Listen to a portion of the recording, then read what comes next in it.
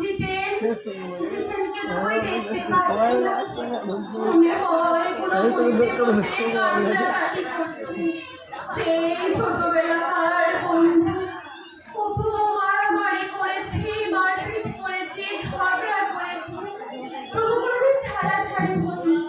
যাই, আমি একবার দেখে আসি। যাই যাই। না না, তুমি যেও না, তুমি এখানে থাকো। তোমার নিজের শরীরের খেয়াল রেখো। এই বয়সে তোমার যদি কিছু হয়ে যায়, আমি আর বাঁচবো না।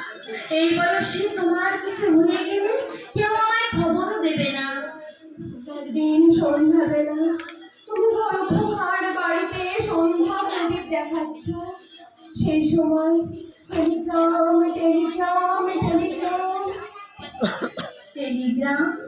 হ্যাঁ, টেলিগ্রাম। টেলিগ্রামে খবর আসবে যে আমি আর নেই।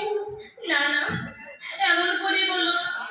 আজ আমার ইচ্ছা করছে আমি তোমায় ছেড়ে কোথাও যাবো না। তোমায় ছেড়ে কোথাও যাবো না। শরীর খারাপ, আর এই সুযোগ নিয়ে ওরা আমাদেরকে একসাথে রাখলো না গো। কেন কেন?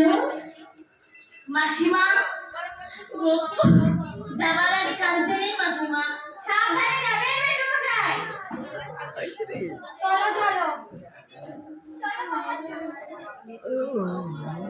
দাঁড়াও দাঁড়াও, এই বাড়িতে আমার অনুমতি ছাড়া কোনো জিনিসপত্র নিয়ে যাবে না, সব নামিয়ে রাখুন। কি ব্যাপার কি? এই বাড়ি কিনেছি আমি নগদ 1.5 লাখ টাকায়। বাড়ি কিনেছে শুক্লাজি? এই শুক্লা, এই শুক্লা, কি ব্যাপার সব? এই বাড়ি তোর? কিসের আপনার? টাকা দিয়েছে কে? কিসের আপনি? সেদিন ডাক্তার সাহেব বলেছিল দুটোটাকে একটু ভয় দেখাতে।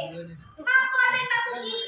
ডাক্তার সাহেব আমার বড় বেটাকে জটিল রোগের হাত থেকে বাঁচিয়ে দিয়েছিল।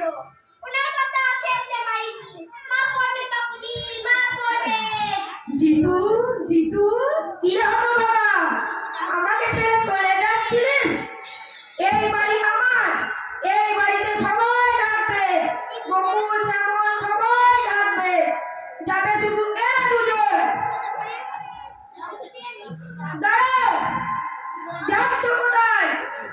ট্যাক্সি তো আমি ফেরত পাঠিয়ে দিয়েছি। জিতু কাকু বললি কি তোমাদের যেতে হবে? জিতু কাকুর প্রতি তোমাদের কোনো জোর নেই?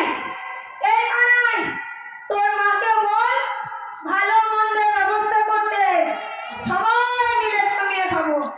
তলে তলে এত ঠাকুরপো। সব তোমার জন্য প্রধান, সব তোমার জন্য। তোমাদের মতো দম্পতি যেন ঘরে ঘরে হয়।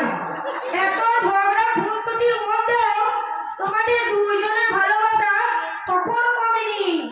তোমাদের দাম্পত্য জীবন যেন সুখময় হোক প্রধান, এবং সুমধুর থেকে সুমধুর হোক।